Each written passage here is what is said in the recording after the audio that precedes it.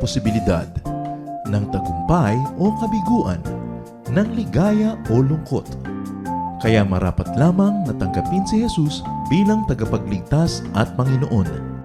At matapos yun ay panariwain ang katapatan at paglapit sa Kanya bawat araw o day by day.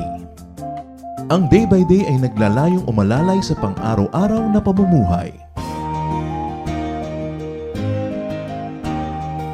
Narito po si Kuya Ed Lapis sa mensaheng pinamagatang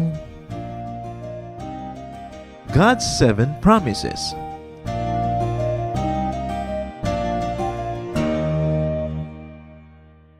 God's 7 promises in the book of Malachi.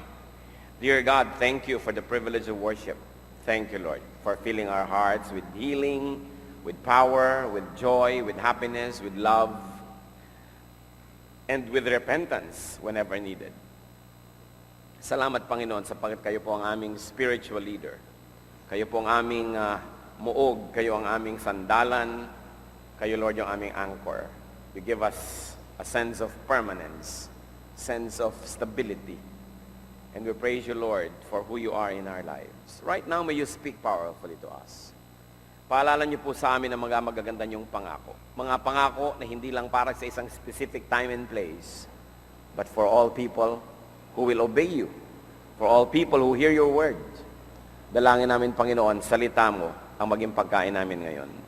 Enable us, Lord, to see you, to hold your hand, to hear your voice through your word that we will hear.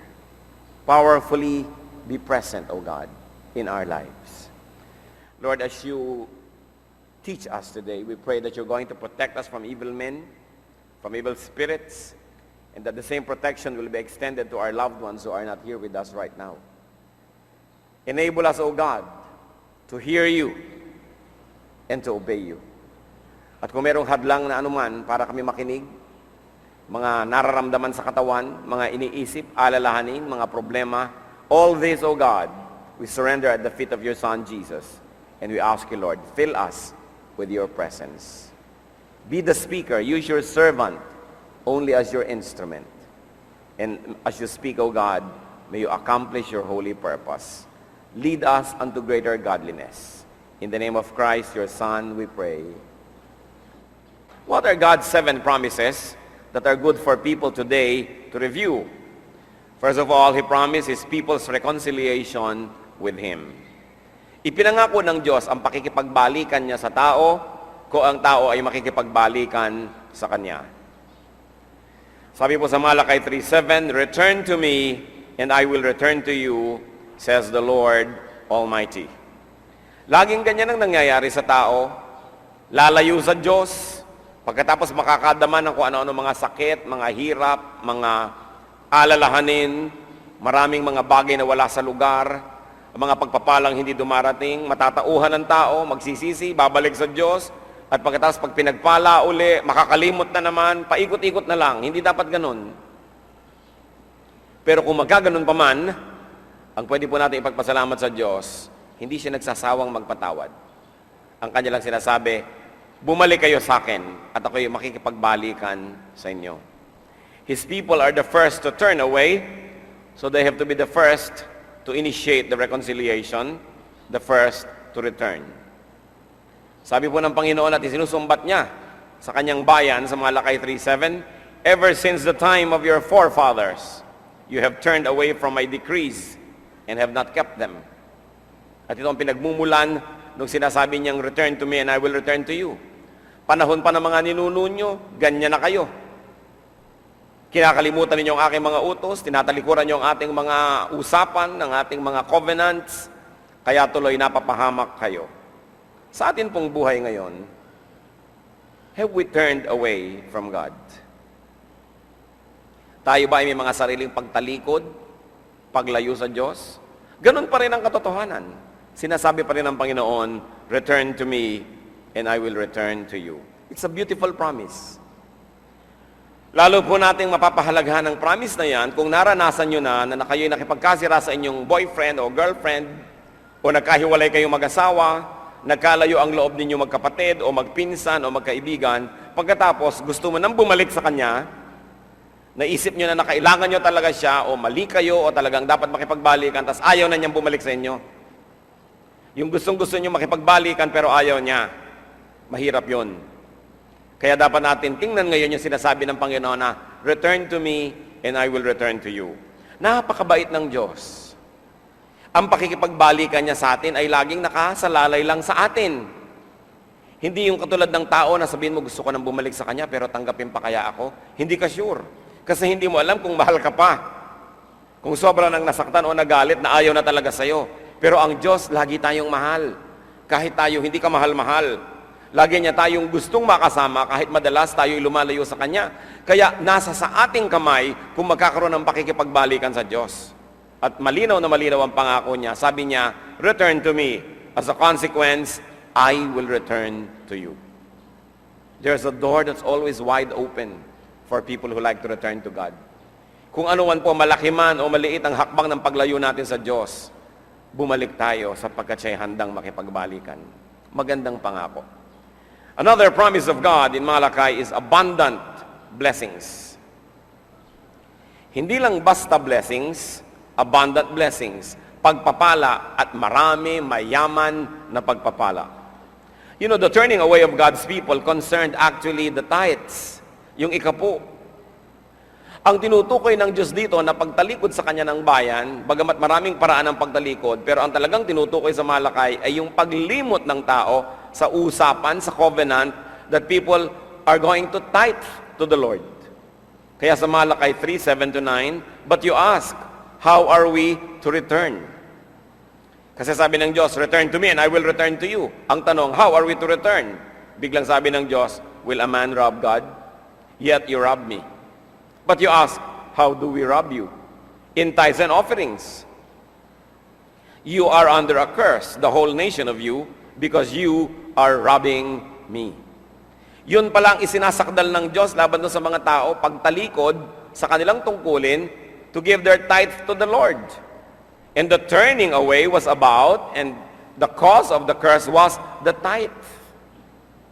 Kaya may sumpa, kaya nagkalayo, dahil ang tao hindi tumutupad sa kanyang dapat gawin na magdala ng kanyang ikapo ng lahat ng kanyang kabuhayan sa Panginoon.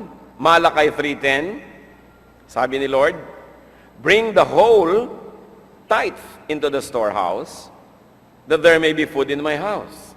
Test me in this, says the Lord Almighty, and see if I will not throw open the floodgates of heaven and pour out so much blessing that you will have no room enough for it. So ito po yung kakambal ng pangako. Sabi niya, I'm going to give you abundant blessings, but you have to return to me. And the people say, how are we going to return to you? And the Lord says, well, stop robbing me. Are we robbing you? And the Lord says, yes, the whole nation of you is cursed because you are robbing me, because you are not surrendering your tithe.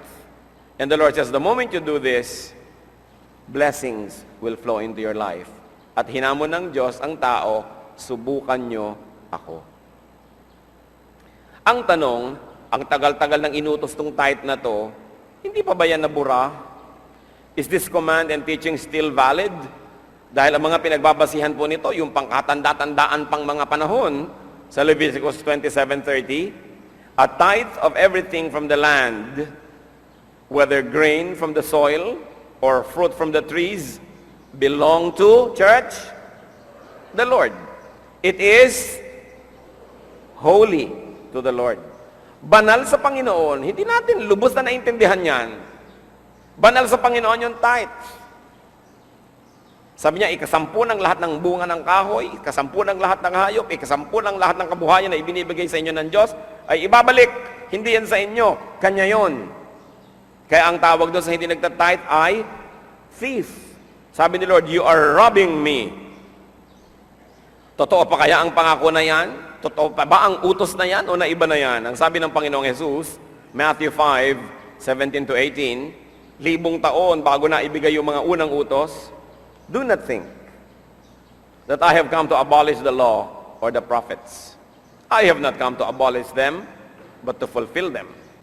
I tell you the truth, until heaven and earth disappear, not the smallest letter not the least stroke of a pen will by any means disappear from the law until everything is accomplished. So walang iniba ang Panginoon. Sabi niya, hindi ako dumating para burahin ang mga naiutos na, para ibahin yan. Nandito ako para isakatuparan ng lahat. At sabi niya, hanggang kawakas-wakasan ng mundo, wala ni isang pudlit, isang tuldok, isang pagkaliit-liit na bahagi ng naisulat na ang maiiba. Dapat ang lahat ay sundin. Kumisan, pinaglalaban kasi ng mga scholar yung Old Testament at New Testament. Sasabihin nila, Old Testament yung tithing, New Testament na ngayon na iba na yan. The Old Testament and the New Testament division is artificial. There is really no such thing. Reference lang yan ng mga tao para madaling tandaan. Alin ba yung mga Old Testament times and books? Ano ba yung mga New Testament? You know why there's really no difference? Because whenever the Lord Jesus Christ, who was and who ministered during New Testament times, whenever He referred to Scripture, He really meant Old Testament. Pag sinabi ni Lord, nasusulat, sinabi niya, according to the Scriptures, anong kanya pong tinutukoy? Old Testament na alam natin. Kasi nung ang Panginoon ay naglalakad pa dito sa ibabaw ng lupa, wala pang New Testament na nasusulat. So anong dire-refer niya na Scriptures? Di Old. Kaya hindi niyo pwedeng sabing old na yan, luma na yan, hindi na yan pwede. Kasi ang Panginoon, lahat ng quotation niya galing sa Old. Kaya hindi dapat pinagsasabong ang Old and New Testament, kundi dapat silang pinagsasama, tinitingnan yung napakaganda nilang pagsasama at isasakatuparan natin ang kanilang mga katuruan. Sa katunayan, kung gusto ng mga iba na bigyan ng emphasis ang New Testament over the Old, the Lord teaches people to give everything. Yun ang New Testament. So sabi siguro ng iba, balik na lang tayo sa Old. At least buti sa Old, tight lang, 10 lang. Pero ang Lord, kita nyo nung purihin niya po yung babaeng balo, naubod na ng hirap. Pero nung naghulog siya ng kanyang offering doon sa box, inilagay niya lahat, hindi lang tithe. Lahat. Pinigil po ba siya ng Panginoon? Dahil sabihin, kawawa naman to, mahirap naman ito, balo naman, exempted na. Yan ang iniisip kasi nung iba eh. No, ang Panginoon na napakabuti, hindi niya pinigil. Sa Mark 12:43-44, calling His disciples to Him, Jesus said, I tell you the truth, this poor widow has put more into the treasury than all the others. They all gave out of their wealth, but she, out of her poverty, put in, how much, church? Everything. All she had to live on. So kung sasabihin nyo, New Testament na tayo ngayon, sige, di everything. Dali-dali siguro magbabalik ka ng lahat, Old Testament na lang, joke only. Kung tutuusin, ang Panginoon sanang mabait, sasabihin niya doon sa babaeng balo, exempted na po kayo, inang. Wala naman kayong hanap buhay eh. Hindi naman kayo mayaman. Hayaan nyo na lang yung mga mayaman na magbigay. Kayo exempted. No. Hindi niya ipinwera ang mahirap na babaeng ito sa pagbibigay. Hindi lang ng tithe, ng lahat-lahat. You know why not? Because the Lord uses what we give Him as multiplier of what He gives to us in return. Na kung anong ibinibigay mo, may ibibigay sana sa iyo ang Panginoon, bibigyan kanya ng 1, may nakahandang ibigay sa iyo ang Lord, 1 peso. Pero nung nagbigay ka ng 10 pesos, yun ang gagawing multiplier, naging biglang, 10 ang ibabalik sa iyo kasi times 10 eh. Nagbigay ka ng 20, naging times 20. Kaya tuwang-tuwa si Lord na yung mahirap na babae gave in everything because the Lord is going to give back everything to her. Yun ang multiplier. Kung 1 lang ang binigay mo, 1 yung nakalaan sa'yo ng Panginoon, 1 times 1, 1 pa rin. Can you imagine if you do not give? The Lord likes to give you 10 million. Ipagpalagay na, the Lord likes to give you 40 million nakahanda. Nagbigay ka, 0. 40 million times 0 is 0. Kaya yung akala nila, mauutak sila. Kung mautak ako dyan, tuwing offering, nasa banyo ako. Diba? Nagtutulog-tulugan ako. Hindi ako talaga tumitingin. Masama ang tingin ko doon sa may babaeng may daladalang basket na yan. 0. Kasi yung offering natin, yun ang ginagamit na pang-multiply. That's why the Lord wants us to give more. Do you think gusto tayong hututan ng Diyos? Hindi niya kailangan, mayaman siya. Pero gustong-gusto niya magbigay. But God in His infinite wisdom has so dimmed that we have to participate in this giving and receiving system. Kaya hindi niya pinigil yung balo. Sabi niya, give the full tithe, and I'm going to bless you abundantly. Meron po kaya tayong kasama ngayon, could you be wondering why, despite great efforts, you do not prosper? Baka ito na yung key. Blessing na narinig nyo ng mabuti ngayon. Baka kahit anong trabaho ang gawin mo, kahit anong katinuan ang gawin mo sa buhay, anong produksyon, wala rin ang ending. Kumisan pati sarili mong kamag-anak, inuutakan mo na at dinadaya mo. Kumisan pati sarili mong mahal sa buhay, nararanasan na natin na pagsamantalahan ang kanilang kumisan mga kamangmangan. Tapos wala pa rin ang ending. Baka ito ang problema. You might not be faithful when it comes to tithing. Could you be under the Malachi curse? Marami po mga preachers, they are shy to teach this because they think, baka sabihin ng mga nakikinig, ayan, sinabi ko na nga ba, negosyo ang relihiyon. Ayan, sinabi ko na nga ba, racket yan. But if we powerfully teach John 3:16, for God so loved the world that He gave His only begotten Son, that whoever believes in Him should not perish, but have everlasting life, we should also powerfully teach Malachi 3:10. Because both are from the pages of the Bible. Both come from the mouth of God. Ibig sabihin, pareho natin kailangan yan. Kung ang Panginoon ay may ibinibigay, meron din siyang kinukuha, meron din siyang hinihingi. Kailangan pareho nating alam yan. Another promise of God, which is very important. Protection from pests. Protection from impoverishing pests. Protection from frustration in production and productivity. Napakarami na po nating nakita, mga pamilyang tuwang-tuwa, wow, ang puno namin ng mangga, ang daming bulaklak. Tapos biglang isang ulan, laglag lahat ang bulaklak. Tuwang-tuwa ang isang magsasaka, ang dami-dami niyang aanihin. Sinalakay siya ng mga insekto. Hindi pa naaani, nawala na. Tuwang-tuwa ang isang magsasaka, malapit na siyang umani, 1 week na lang, yung palay, pwede na, hinog na. Biglang bumagyo, nalipol ang kanyang tanim. Natabunan ng lahar, nadaanan ng baha, maraming pwedeng dilubyo na mangyari. Heto, may production na lamang, mag-e-export na lamang, biglang magpapalit ng exchange rate. Malulugi ang negosyo. Ang daming ganyan na. Alam niyo po ang pangako ng Panginoon sa mga faithful daw na bumabalik sa Kanya vis-a-vis tithing? Malachi 3:11.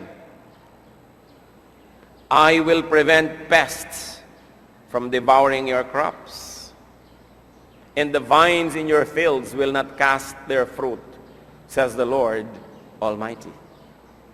Sabi niya, kung matapat kayo, babantayan ko inyong mga pananim, pipigilin kong salakayin niya ng mga salot at mga peste. Hahawakan ko ang mga tangkay ng mga bunga ng inyong mga punong kahoy, hindi sila malalaglag bago ang tamang panahon. Is anything too hard for the Lord? Kung gusto kanyang i-bless, walang makakapigil sa kanya. Pero kapatid, kung ayaw kanyang i-bless, wala rin makakapilit sa kanya. Kaya ang dapat ginagawa natin, yung ikinalulugod ng Diyos, tapos gagawin natin what is humanly possible, then we know that prosperity cannot be too far behind. Can you be prosperous in this country that is full of problems, full of poverty? Yes. Kita nyo, ang dami-daming patuloy na yumayaman dito sa Pilipinas.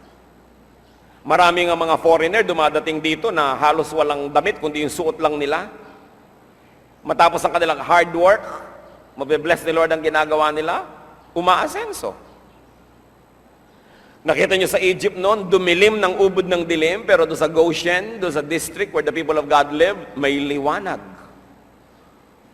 Dumating ang salot ng kamatayan, the angel of death, namatay ang lahat ng mga panganay sa bawat bahay ng mga Egyptian, exempted ang mga bahay ng mga anak ng Diyos. Kahit anong hirap, kahit anong dilim, pag pinagpala ka ng Diyos, kaya niyang gawin.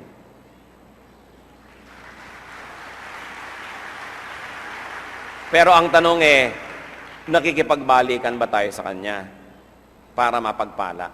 Doon uli babalik yan When the Lord blesses, the blessing will be so obvious that people will know that you are blessed. Sa Malakay 3:12, bilang resulta ng pagpapala ng Diyos sa nakikipagbalikan sa Kanya, then all the nations will call you blessed, for yours will be a delightful land, says the Lord Almighty. Sasabihin iba, Pastor, ano po bang pwedeng magawa para sa kabila ng hirap ng buhay ay makatawid tayo? Magkaroon po kami ng makakain, ng mga pangtusto sa aming mga pangangailangan. Ano po ba ang lahat ng pwedeng gawin? Well, gawin mo ang lahat ng kaya mong gawin. Gamitin mo ang talentong ibinigay sa iyo ng Diyos. Magpakasipag ka.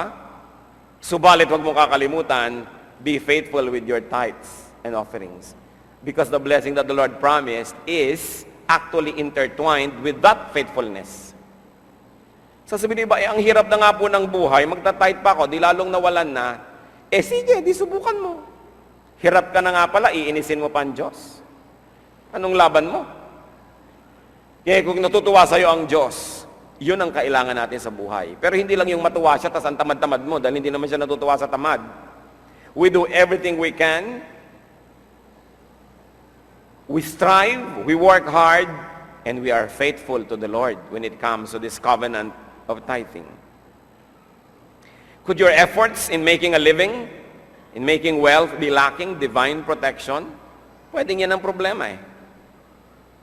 Could you always be failing, always being visited by pests and calamity and disaster? Review your tithing habits. That's important. Pag lagi tayong kinakapos, laging kulang at kulang, mag-review tayo. Hindi po ko konti ang mga taong nagpapatotoo na hindi nila nauunawaan, pero bakit ganon? Pag matapat sila sa area na ito ng kanilang buhay, bakit ganon? Lumuluwag ang kanilang buhay. Yung hindi pa nakakasubok, kailangang subukan. Yung nakasubok na, yun ang talaga nagpapatuloy. Yan ang talagang alam na alam nila that it really works. Another promise of God in Malakay is salvation from destruction, exemption from calamity. Malakay 3:14, you have said it is futile to serve God. No? This is the ungodly people's slander against God. At ayaw na ayaw ng Diyos sa ito. Galit siya dito sa mga taong nagre-reklamo, nagsasabing, wala namang kwenta maglingkod sa Diyos. Sayang ang panahon ko, naglingkod ako, wala naman nangyari. Kung kailan pa ako nag-Bible study at saka pa ako minalas. Kung kailan pa kami naging Christian at saka pa kami nasunugan. Yung mga nagsasabing gano'n, sabi ni Lord, that is very wicked of you to say. Anong akala mo, napapahama ka dahil lumapit ka sa akin? Pero sa Malakay 3:16, then those who feared the Lord talked with each other, and the Lord listened and heard. A scroll of remembrance was written in His presence concerning those who feared the Lord and honored His name. So, anong nagiging nangyayari dito? Yung mga tao na sa usapan nila, they glorify God. Nadidinig ng Diyos at inire-record ang mga sinasabi ng kanilang labi. And godly people's conversations are heard and recorded. And therefore this promise, Malakay 3:17-18. Pagdating daw ng mga sigalot, ng mga gulo, ng mga kalamidad, sabi ni Lord, they, meaning the people who talk well of God, who are faithful to God, they will be mine, says the Lord Almighty, in the day when I make up my treasured possession. I will spare them, just as in compassion a man spares his son who serves him. And you will again see the distinction between the righteous and the wicked, between those who serve God and those who do not. Yun ang ipinangako ng Diyos. Hindi niya ipapasali sa mga dilubyo na darating at nakatakda yung mga anak na matapat sa Kanya na maglingkod. Those who serve God, especially through tithing, which is really the context of Malakay, will be spared from this specific type of calamity. And those who serve God will be given distinction. Kahit kailan, hindi sayang ang paglilingkod sa Diyos. Hindi sayang ang katapatan sa Diyos. Hindi sayang na mamalagi sa piling ng Diyos. There's a great distinction for service and for tithing Parang napakalaking bagay talaga ito sa Diyos. Kung hindi man natin nauunawa, sundin na lang. Pero ang maganda, sikaping unawain. Bakit mahalaga ito sa Diyos? Sapagkat ito, nagiging sukatan ng katapatan natin. Sukatan ng pagiging masunurin. At ito ang pinagbabasihan niya ng pagbabalik sa atin ng maraming pagpapala. Another promise of God is honor. Rising and healing in times of great calamity. Mga kapatid, kung tayo'y matapat sa Panginoon, nabubuhay tayong may katapatan at pag-ibig sa Diyos at sinusunod natin ang Kanyang mga alituntunin, huwag niyong pangambahan ang mga darating na panahon. Huwag niyong pangambahan yung mga dilubyong sinasabing mga pagputok ng bulkan, mga earthquake, mga tidal wave, mga tsunami. Sapagkat ang sabi ng Panginoon, kilala niya kung sino ang ililigtas niya. Kilala niya, alam niya ang record ng mga tao. Huwag tayong mabuhay sa pangamba. At walang lugar na mapanganib pagkasama mo ang Diyos. Safety is not the absence of danger. It is the presence of God. At alam din naman natin, kahit na mga anak ng Diyos noon, hindi ba matatapat na mga anak ng Diyos, nakain din talaga ng mga leon, ipinapakain ng mga Romans. Marami mga nagbabasa ng Bible nung mga Dark Ages, pinapatay ng simbahan. Hindi naman kung makadiyos ka, na-exempt ka rin sa mga ganyang bagay. Di ba? Kasi, the sun shines on both the godly and the ungodly. And the rain falls on both the wicked and the good.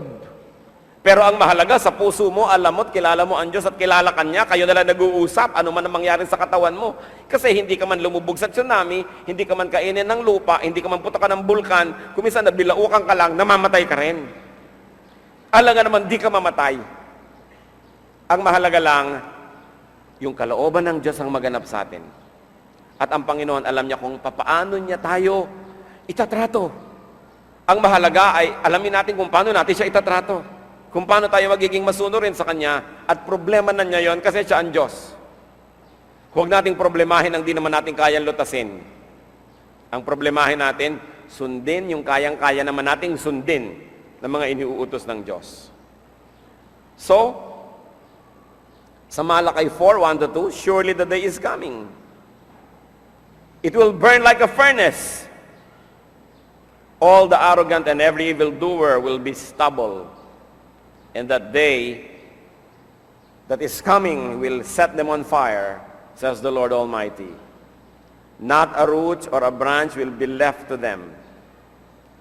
But for you, who revere my name, the Son of Righteousness will rise with healing in its wings. Sabi niya, huwag kayong maglumihanan, huwag kayong magtaka. Darating talaga ang mga panahon na yan, nakatakda. Pero kayo na may takot at paggalang sa aking pangalan, parang araw na sisikat.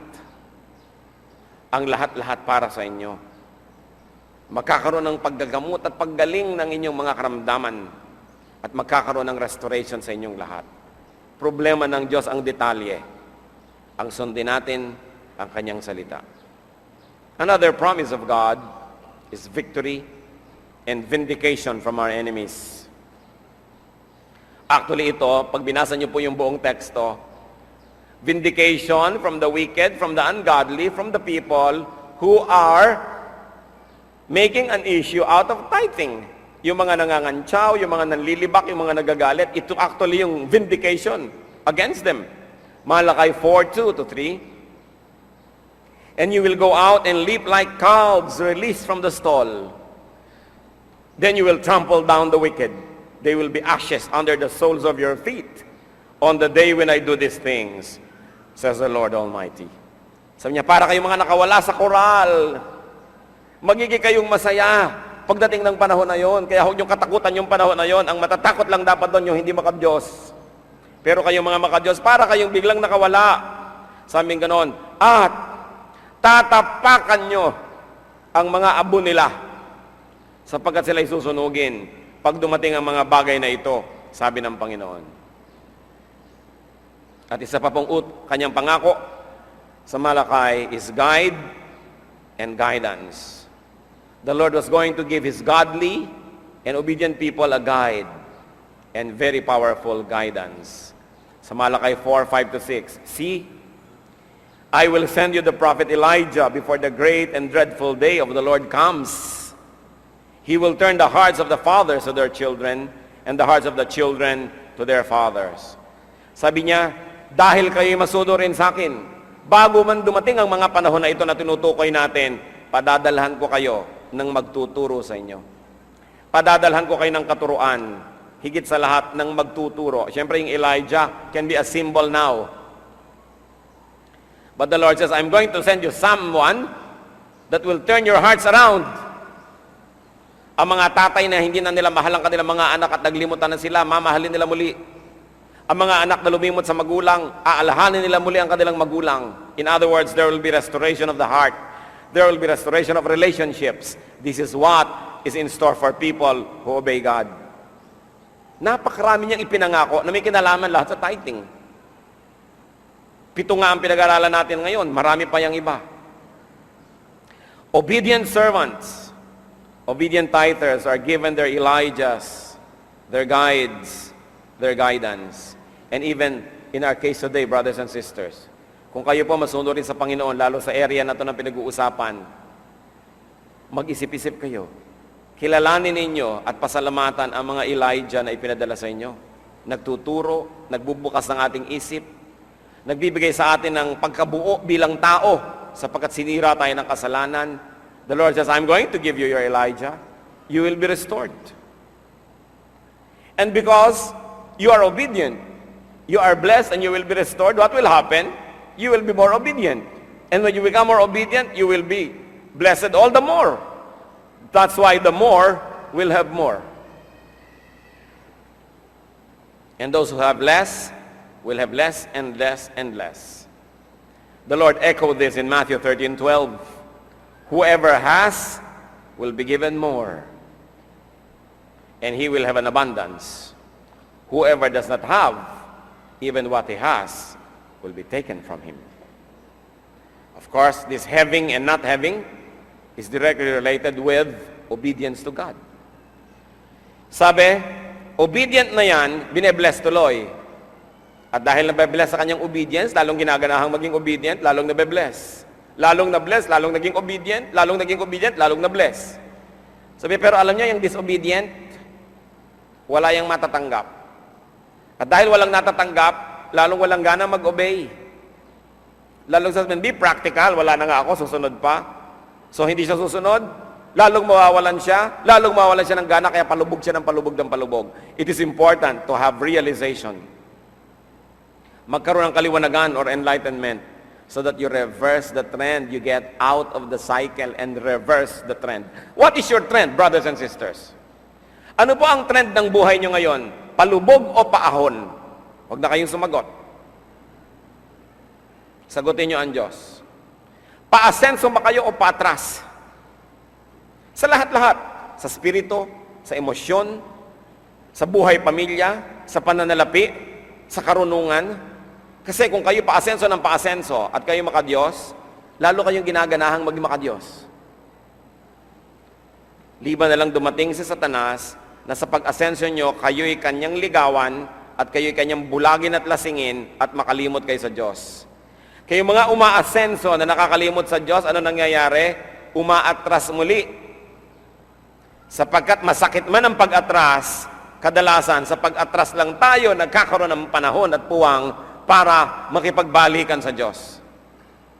Kaya blessing din yung pag-atras kung ito'y nagiging paraan para tayo magising, para tayo magbagong loob at manumbalik sa Diyos.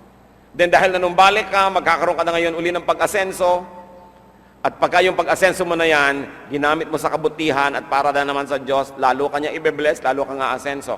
May trend ang buhay. Kaya gusto ko pong suriin natin ang buhay natin ngayon kung saan patungo, pabababa o pataas. Kasi kung pababa, alam natin ang dapat natin gawin. Mag-review. Ano ang di ko ginawang tama? Bakit ako pababa?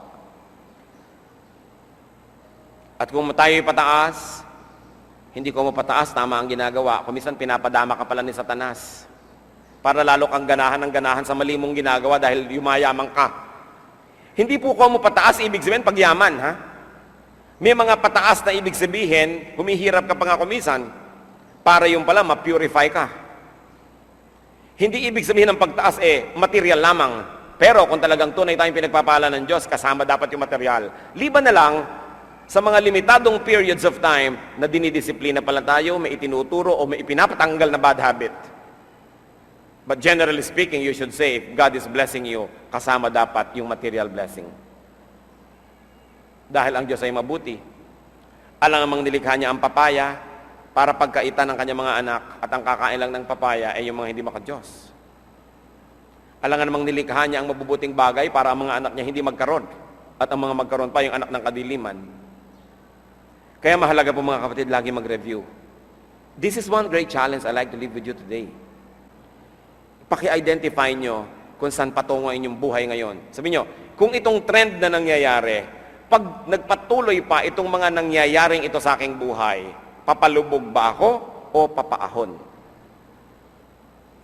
At malaman lang natin yon, alam na natin kung anong susunod na hakbang para magawa natin ang tama. Hindi inaalintana ng Panginoon na yung wala, alisan pa. Tandaan nyo, sabi, yung wala na, babawasan pa. Hindi niya inaalintana na ipatuka sa ahas ang mga tao. Yung iba kasi sabihin, mabait ang Diyos. Anong ibig sabihin sa'yo ng kabaitan? Magiging siyang konsentidor? No ang mga anghel sa langit ay naghimagsik sa Diyos, ay pinatalsik lahat. Kaya yan ang naging mga demonyo.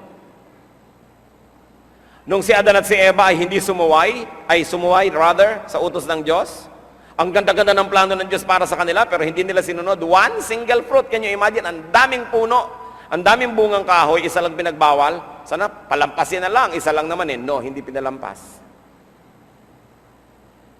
No ang mundo'y nagkasala, inilubog ng Diyos ang buong mundo sa baha. Isang pamilya lang ang itinira. Ang buong lungsod ng Sodom ay pinaulanan ng apoy at ng asupre. Ang mga Israelitang matitigas ang ulo at reklamo ng reklamo, pinasalakay niya sa ahas at tinuklaw lahat at nangamatay ang matitigas ang ulo. Yung sobrang lumalaban kay Moses, bumuka ang lupa at nilunok sila ng buhay. Magdahan-dahan kayo sa pakikitungo sa Diyos. Alam niyang magparusa. Pero alam din niyang magbigay ng gantimpala. Sa katunayan, ayaw naman niyang gawing magparusa. Kaya lang, God is a God of justice. Wala siyang choice. Because justice must see that the evil is punished. Because that's what justice is all about. And because God is just, don't ask Him to be unjust by exempting you from punishment. Kasi magiging konsentidor na siya at hindi na siya magiging makatarungang Diyos. Nakita niyo po si Lady Liberty sa gisag ng katarungan. May piring ang mata, ibig sabihin walang sinisino. May timbangan sa isang kamay, titimbang-timbangin ka at may espada sa isang kamay. Pag mali ang timbang, taga ang inabot mo. Yun ang ibig sabihin ng justice.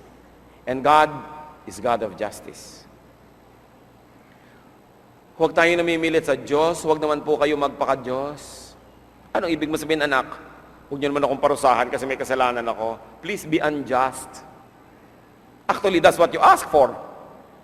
Kaya ang gawin na lang natin yung dapat gawin, maging masunurin. Sundin ang kalooban niya. Napakahalaga na nagbibigay ang Diyos ng guide and guidance, teachers and counselors to the godly. Because the godly will even become more godly. And in the end, they will become more blessed. Dapat po nating pag-aralan ito. And together, you will benefit from the book of Malachi. Brothers and sisters, let's avoid poverty. Let's avoid failure or disaster. Hindi pagpapala na maging maralita. Nagiging pagpapala lang karalitaan at kahirapan kung ito yung magagamit na instrumento para tayo linisin, panandalian, para tayo ituwid. Pero hindi pwedeng buong buhay, maralita ka, tapos sasabihin mo, itong gusto ng Diyos. No, God wants you prosperous. God doesn't want you poor. Tinuturo kasi na maraming relihiyon ay napakalaking katangiang maging mahirap. Magtiis ka, anak, may awa ang Diyos. Yan ay pangbangag ng relihiyon sa mga tao para patuloy nila mapagsamantalahan ang mga tao, mapasunod, mahut-hutan ang mga tao. Pero ang itinuturo ng Biblia, God wants you prosperous. Yan ang pangako ng Malakay 3. God doesn't want you poor. But remember, you have to be faithful to God. You have to be faithful so you will attract blessings. Attract blessings, not curses, not punishment. Kailangan para tayong magnet ng blessings. Well, spirituality is not only and always about material blessings. Spirituality is also about material blessings at some degrees. Hindi naman tayo yung extreme na magpaka-spiritual ka para kayo yumaman at guminhawa. Hindi naman gano'n ang ibig sabihin ng espiritualidad. Pero hindi naman ibig sabihin kung spiritual ka, tataligod ka na sa lahat ng posibilidad ng pagginhawa. Dapat nandun ka sa middle. Sabi po ni Solomon, a wise man will avoid all extremes. Hindi ka naman extreme na puro prosperity ang hinahabol mo sa Diyos. Pero hindi ka naman extreme na puro poverty ang akala mo ay laman ng pagiging spiritual. God likes us to have a balanced life. Kumusta po ang buhay natin, mga kapatid? Alin sa mga promises ng Diyos na ito ang kailangan natin ngayon na maklaim sa ating buhay? Alin sa kanyang mga katuruan ang dapat nating sundin? Diyos naming Ama, nagpapasalamat kami sa inyong mga paalala sa amin. Salamat po sa Book of Malakay na napakalinaw, hindi na kailangan pa ng theologian para maintindihan. Salamat at napakalinaw ng pagtuturo nyo na kung kami ibabalik sa inyo, kayo makikipagbalikan sa amin. Subalit, ang paraan ng pakikipagbalikan ay sumunod sa inyong mga alituntunin. Lalong-lalo pa nga sa pinagtatakhan namin, Lord, na subject na ito na tithe, na obviously is very important to you. Turuan niyo po kami, Panginoon, na pahalagahan kung ano yung mahalaga sa inyo. At nasa ganoon tayo'y tumibok sa iisang puso, magkaroon ng iisang hangarin at magkaroon ng pagkakaisa kami sa inyo, Panginoon. Ituro niyo sa amin, Panginoon, kung alin sa mga promises na ito ang na-enjoy na namin, salamat po. At kung alin ang hindi pa, kung gayon ituro niyo po sa amin kung anong dapat namin gawin sa buhay.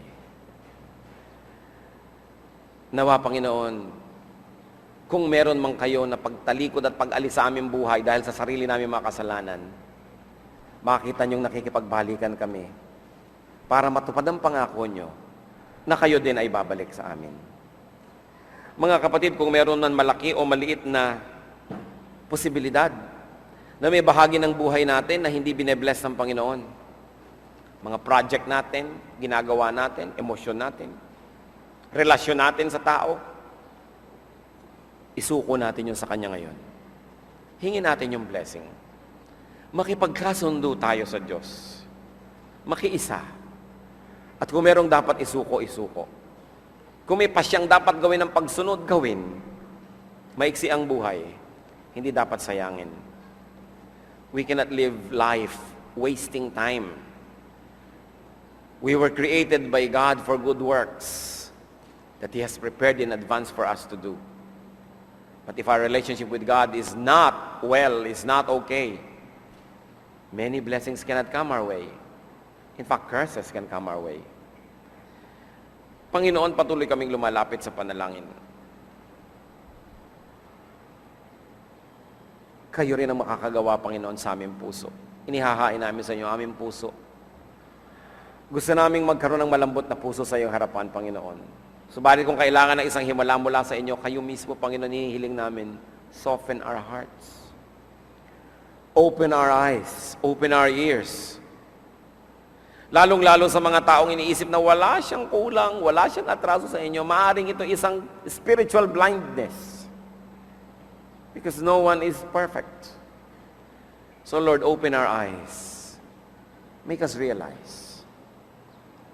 Teach us. Because we like to receive your blessings. We like to give you delight and to honor you with our lives. Magbulay-bulay tayo sandali, mga kapatid.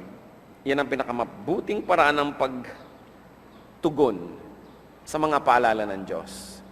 Manahimik, mag-isip, pakinggan ang tinig ng Espiritu kung merong nais ituwid sa ating buhay. At para sa bawat bagay na tama, magandang nasa buhay na natin, ipagpasalamat natin sa Diyos. Sapagkat maging yon, pagpapala natin niya. Tayo panandaliang manahimik at pagpalain nawa tayo lahat ng Panginoon.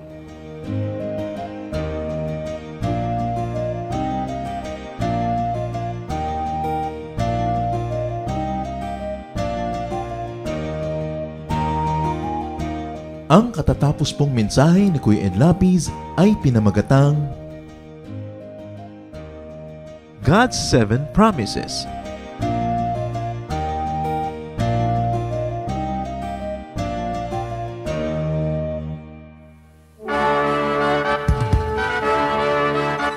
Halina't sama-samang sumamba at magdiwang sa Day by Day Jesus Celebration kasama si Kuya Ed Lapiz.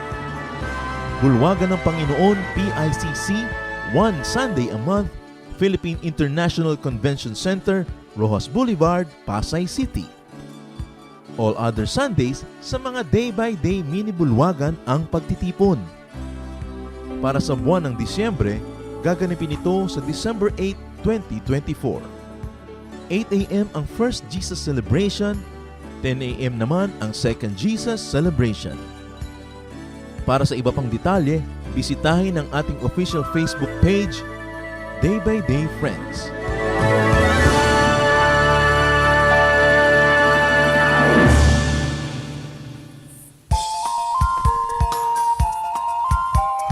Ako po si Pastor Danny Ibarola.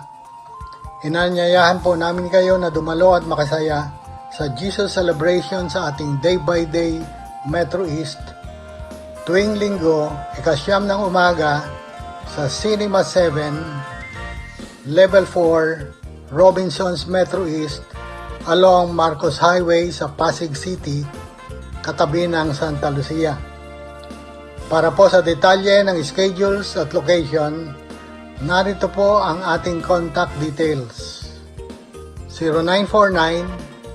0949-623-7333 o di kaya sa DVD Metro East.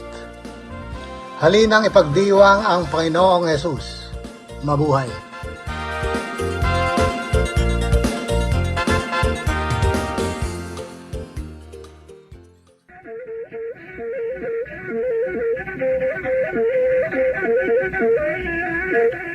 Mayaman sa hiyas ang ating bayan at isa sa hiyas na yan ang musika. Napakaraming nalilikhang tunog ng mga Pilipino mula sa iba't ibang instrumento. Narito ang palendag, instrumentong pangmusika ng mga Maguindanao sa Cotabato.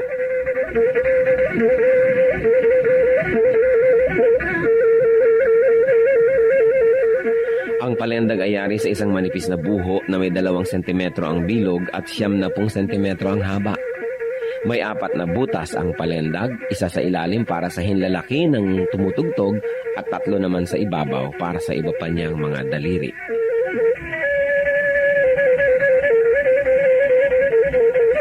Inukaan ang isang dulo ng buho upang lumapat ito sa labi ng manunugtog habang siya'y umiihip. Sa kabilang dulo naman ng palendag ay may isa ring malaking uka kung saan nagtatapos ang instrumento.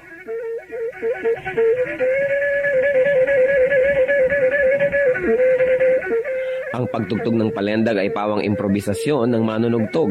Wala siyang sinusunod na sukat o ritmo at ang pagtugtog ay pagpapahayag niya ng kanyang nadarama, lalong-lalo kung siya'y nagliligaw o nagpapahinga.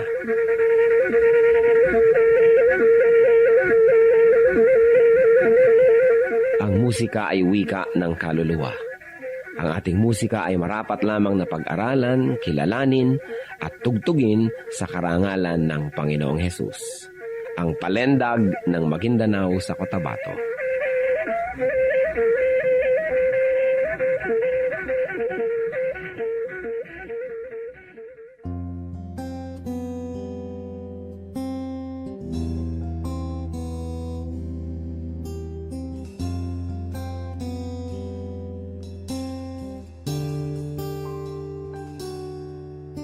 Mula pupunan. Ako'y iyong kilala. Wala na nang iba, sa inyo'y hihigit pa. Panginoon, tapat dakila ka. Kayo lang ang pupurihin at siyang tatanghalin, pagkat kay buti-buti niyo sa akin. Ang pag-ibig na sadyang kay ganda, mga pangako niyo'y gabay sa aking daan. Walang makapapantay sa anak ninyong alay. Ang pag-ibig niyo'y sapat kailan pa man.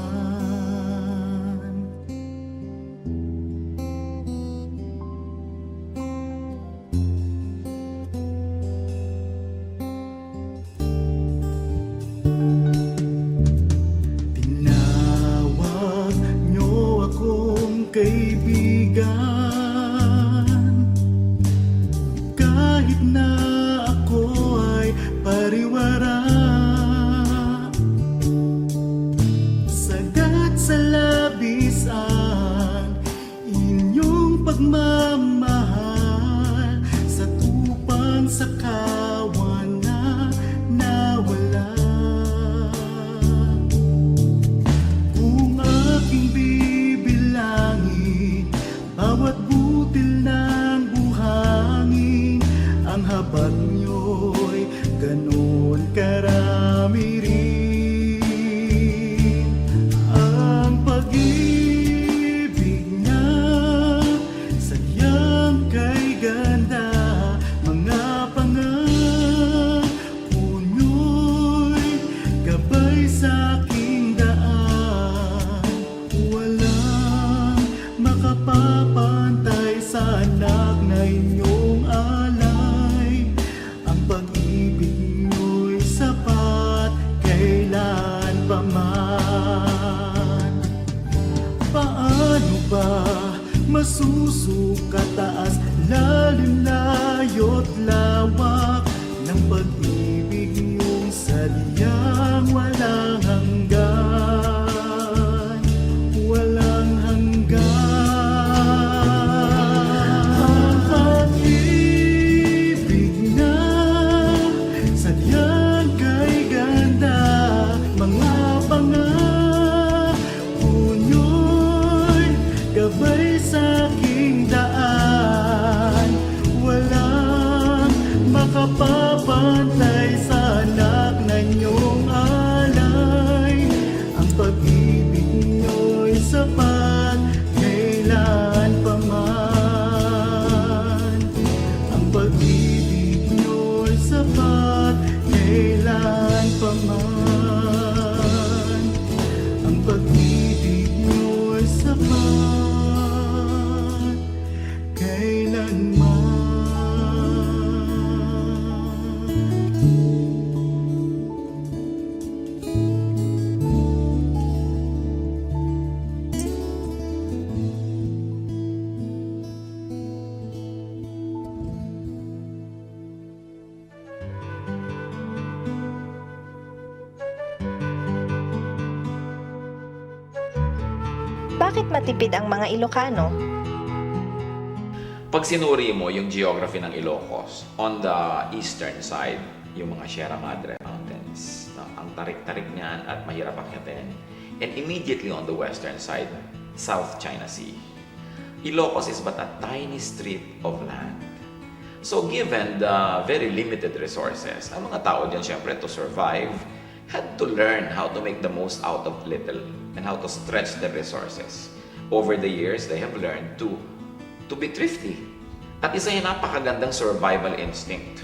Kaya nga sabi nila, if you want to be happy, marry a Visayan. But if you want to survive, marry an Ilocano.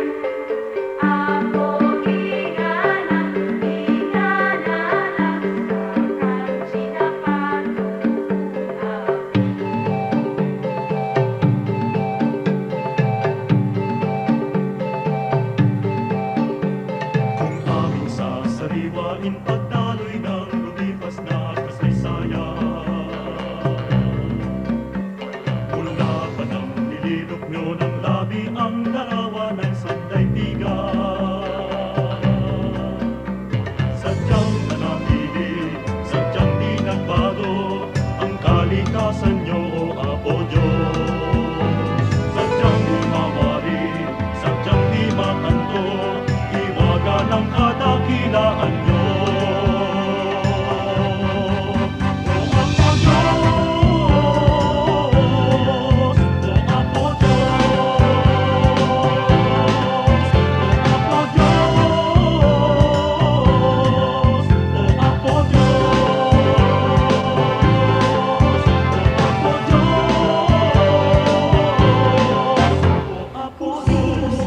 Ang siyang tinangian, tinawag ng sanlibutan.